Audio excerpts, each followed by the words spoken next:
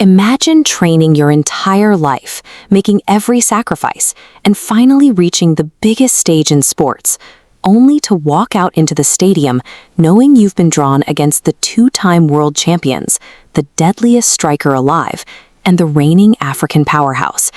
It is a glitch in the World Cup draw, a statistical anomaly that crams too many top-tier teams into a zero-sum elimination battle. This is the group of death, where the random lottery of fate guarantees that at least one world-class squad will face early elimination. In 2026, everyone agrees on where the carnage begins. Group I: France, Norway, Senegal, and Iraq. This chart shows the layout for the new 40-18 format, which includes a potential lifeline for struggling teams. The top two teams in each group advance, but so do the 8 best third-place finishers from across the entire tournament field. That lifeline is thinner than it looks. In Group I, elite teams constantly take points off each other. To advance in third place, teams must match the points of those in much easier groups, where opponents easily inflate their stats against weak competition. Surviving Group I requires beating 3 world-class opponents while simultaneously outperforming the lopsided mathematics of the entire tournament bracket. France enters the tournament with a staggering talent pool.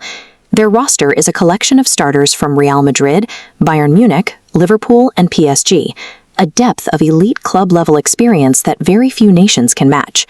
They are led by Didier Deschamps, the only person to win the World Cup as both a player and a manager for France. He is the ultimate strategist for this specific tournament. Then there is Norway. They are not a traditional football powerhouse, having missed the World Cup for the last 28 years. But this current squad serves as the delivery mechanism for a singular, unstoppable weapon.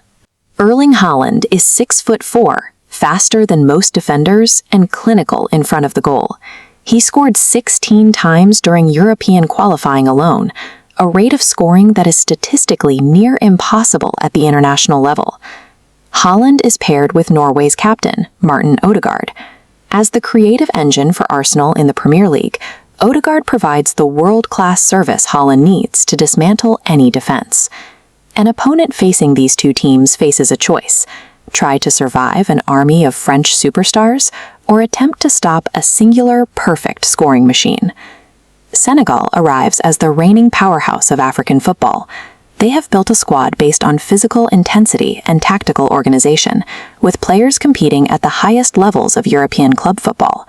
They are entirely unfazed by favorites. At the 2002 World Cup, Senegal defeated France in the opening match and reached the quarterfinals. That history of giant slaying is part of the national identity. Iraq, meanwhile, is the group's great unknown. They have been away from the World Cup for 40 years, and that long absence has created a team playing with the liberation of having nothing to lose. They earned their way here by beating Bolivia in an intercontinental playoff, claiming the 48th and final spot in the tournament field. For Iraq, the achievement is already historic, regardless of the group's difficulty. Despite their lower FIFA ranking, they play with a disciplined defensive structure under Australian coach Graham Arnold. They are organized to absorb pressure and punish overconfident opponents on the counterattack. While France and Norway carry the heavy weight of expectation, Senegal and Iraq enter the arena armed with history and a total lack of pressure. On June 16th at MetLife Stadium, the theoretical threats of Group I became physical reality. France faced Senegal in a rematch of their 2002 opener. France won 3-1, but the scoreline hides how hard they had to work. Senegal's defensive organization was nearly unbreakable for the first 60 minutes, forcing France to fight for every goal. It took a standout performance from Michael Olise to secure the result. His ability to change the game off the bench proved that France's depth is their greatest advantage when a match gets physical. On that same day, Norway met Iraq. The world was watching to see if Iraq's defensive discipline could hold up against the most clinical striker in the sport. Erling Haaland needed very little time to make his mark. He scored twice in a 4-1 victory, validating years of hype with a dominant World Cup debut goal. With France and Norway winning their openers, the margin for error for Senegal and Iraq has effectively disappeared. This sets up a high-stakes second round on June 22nd. Senegal faces Norway in a match that will likely decide who survives the group. For Senegal, a loss here almost certainly ends their tournament. In Philadelphia, France plays Iraq. While France are the heavy favorites, Iraq's resilience makes this a dangerous trap for a team that might already be looking ahead to the knockout stages. Everything builds toward the final match in Massachusetts on June 26th, France versus Norway. This is potentially the biggest match of the group stage, a battle for the top spot in the group. Finishing first is vital.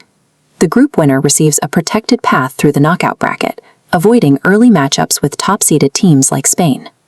Second place, however, leads to an immediate collision with the tournament's biggest threats. FIFA can expand the field and change the qualification math, but they cannot remove the random cruelty of the draw. This imbalance is exactly what makes the World Cup mesmerizing. No matter the format, the group of death remains the ultimate test of survival.